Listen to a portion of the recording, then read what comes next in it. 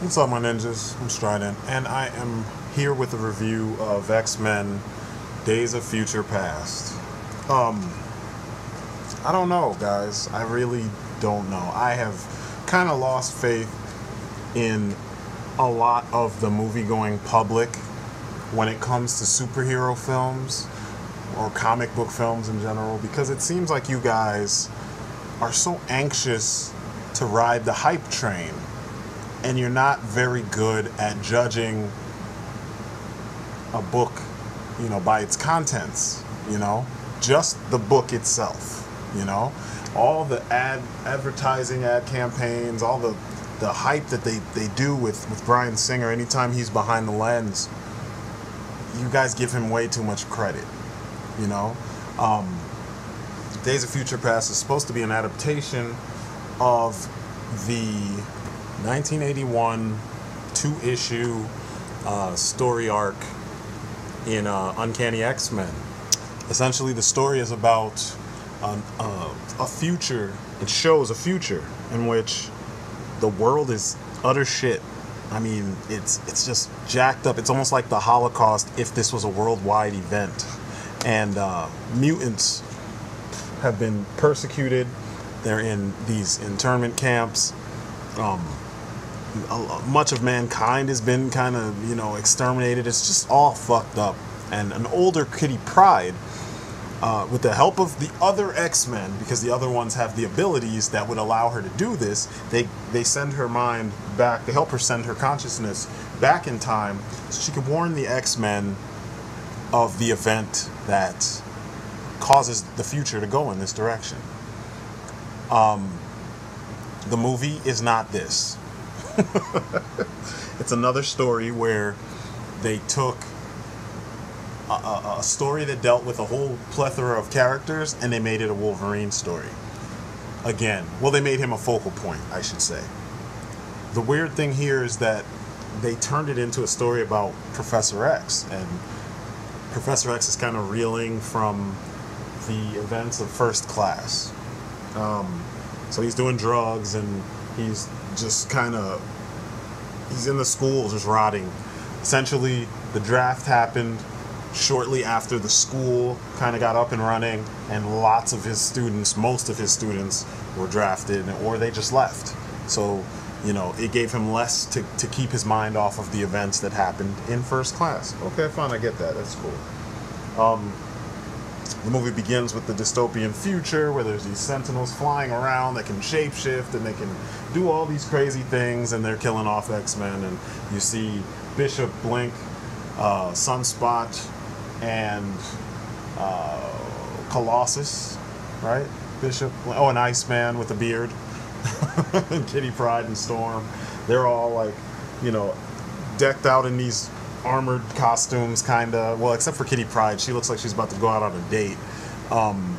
But they're pretty much supposed to be the equivalent of freedom fighters in this universe. They're the resistance, if you will, and they're not doing a very great. Oh, I'll say they try to do a good job resisting the evil Sentinels, but I don't feel like they did a great job. I made a joke that Bishop was going to shoot his powers through his gun, because Havoc can shoot his powers out of his hands without even wearing a suit now, and we've gone back in time, and Bishop is in the future and still can't just shoot his powers out of his hands. Instead, he has to put it in a gun and shoot it through a gun, because us black people and guns.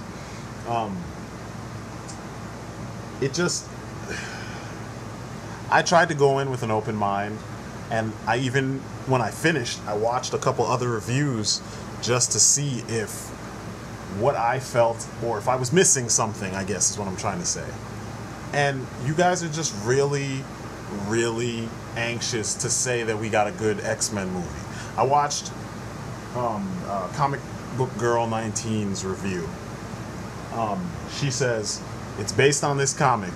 If you were expecting this comic, that's not what this is. So then, in essence, they failed. Most of us are coming to see this film because we're fans of the book. We read the book, we saw the cartoon, we enjoyed that. We know what happens for some people. People like me, we know what happened. we want to see this represented on screen. We don't want to see another story that just bastardizes the source material. What we get is a bastardization of the source material. Once again, Wolverine is made the person who, like, why all of a sudden do they say that an X-Man who's training, they train their bodies and their minds, because some of them are telepaths and they have to learn how to combat telepaths. Why is it all of a sudden, oh, the strain is just too much? It'd just be too much for you to send someone else's mind back in time. Really?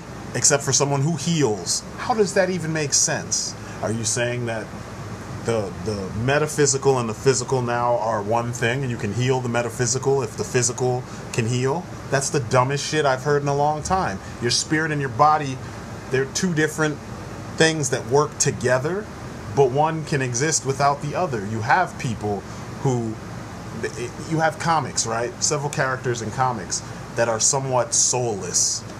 You know, you have characters who don't have a body for whatever reason, but their soul is still roaming around and doing stuff. So why is it, for the sake of this story, you can't just send the conscious back for short bursts, kind of like the way it was done in the original book?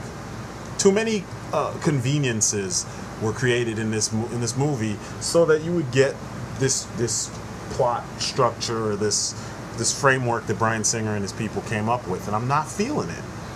I'm sorry, Matthew Vaughn, Bryan Singer and his people. I'm just not feeling it, man. I'm not. It felt like there were too many excuses for why things worked the way they worked. You know? People did their thing as far as the performances go. It's just what they had to work with was not the best. It's a case of, if it ain't broke, don't try to fix it.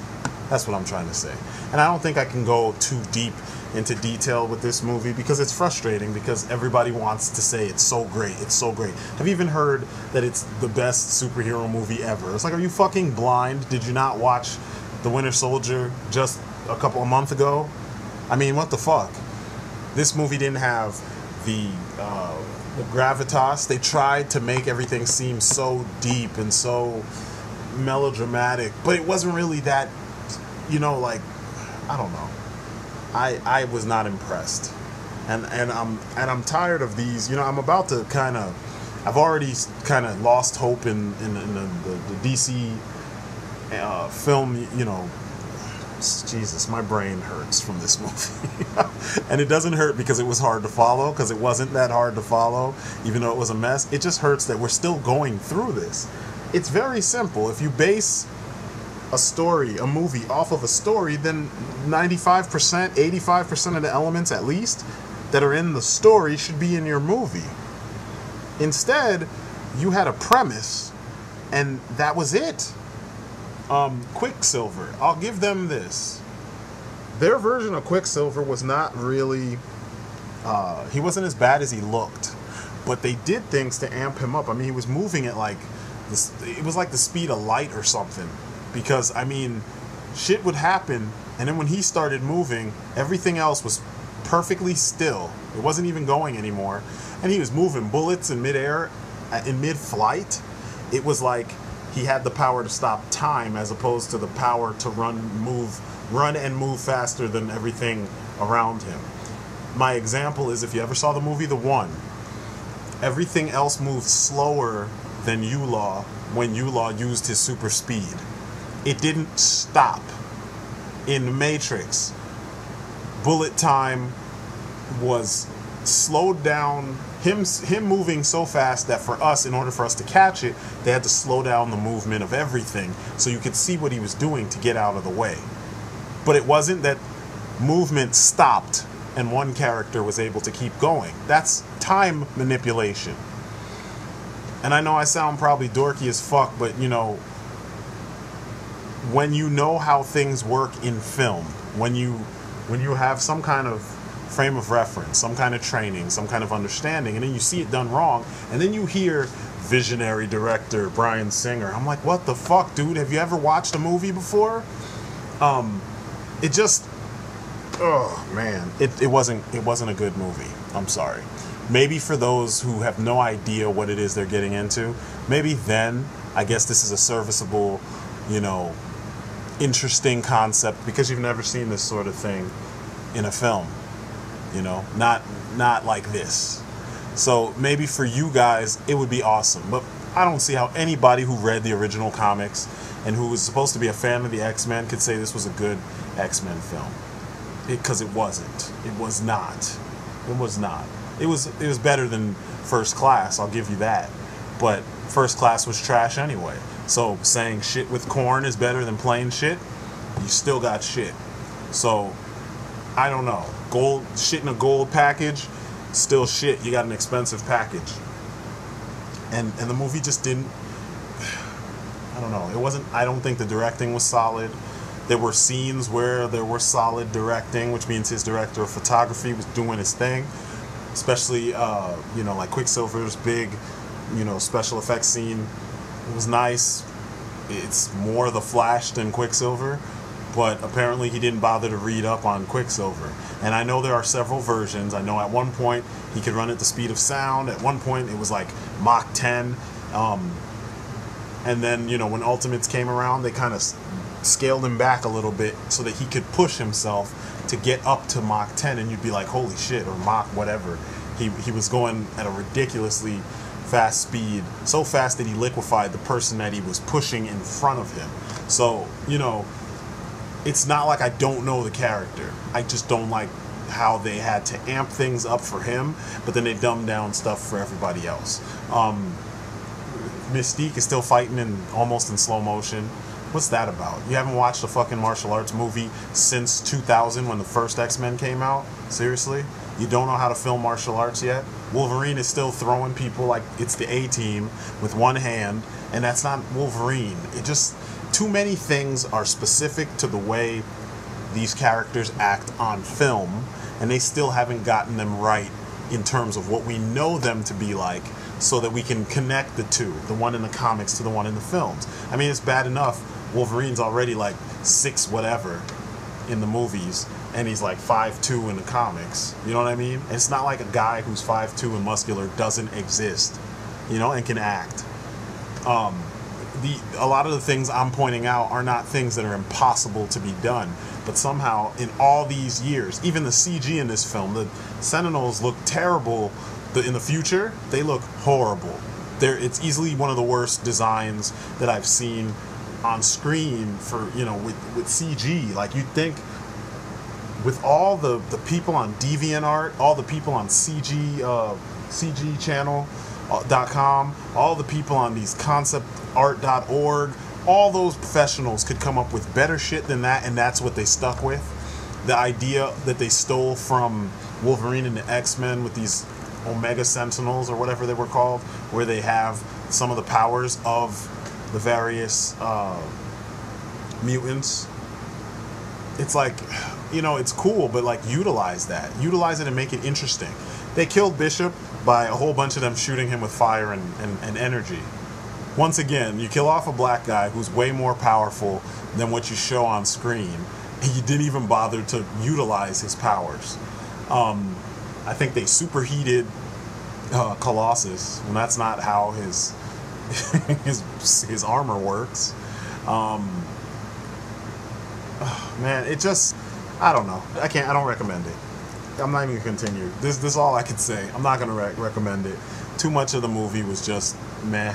I do like, the only thing I'll say that is 100% smart that they're doing is that they're scaling back time-wise. So the movies take place, you know, the first one took place in the 70s. This next one coming out is going to be the 80s. So you had 2, First Class and Days of Future Past, were back and forth between whatever the future was in 1973, I think it was. Whereas the new movie, the next one, Apocalypse, is going to be in the 80s, which would be kind of nice. I hope that if it's in the 80s, that means we'll get suits and color, you know what I mean? I hope that now at the end of the movie everybody's alive, so I'm hoping And it's not even new actors either. They're the same actors as before, which is kind of strange to me. But I'm hoping that if Jason Marsden is going to be Cyclops still, and what's her name again?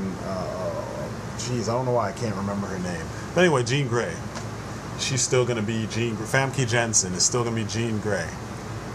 I hope that they get this shit right with the action, the legendary leadership of Cyclops, the relationship between those two being as strong as it is, especially being that Wolverine has seen where his involvement is going to take things, you know. It doesn't end well for them. I hope that we get the rest of the good stuff. I mean, we're not going to. You know what I mean? But I would hope that this is what they would do with the franchise, now that you've got kind of a clean bill of health since you've restarted the whole thing. You know what I'm saying? But I don't know. I really don't know. It just, the movie was I mean, I won't say it's unwatchable, but for me being an X-Men fan, I don't see how people are saying this movie is so good. Better than The Winter Soldier. Are you fucking kidding me? Better than Avengers? Are you fucking kidding me? Nah, you people... And I'm not necessarily talking to all my ninjas, because I know when you guys see this, you will you will probably have a similar feeling to what I have. That all this happy talk, all this whatever, it's kind of not warranted in this case. You know? I wanted to give props to my one of my ninjas, MGen Rewing. He was the one who kind of prompted me to go back and watch this, because I know I had mentioned this in a podcast that I was going to watch it that night, and then something ended up happening, and I think we watched something else instead. But I heard you, homie, and I messaged you, and now you got your review. I really don't want to say anymore. I'm disappointed, because I was hoping that it would be a little bit better, you know, in the back of my mind. But, you know, this is the way Hollywood feels about these things. They want name recognition so that you put down those dollars and make them that money. And in this case, I'm just, you know, like I said, it's not worth your hard-earned money. Anyway, that's my story, and I'm sticking to it. Peace outside.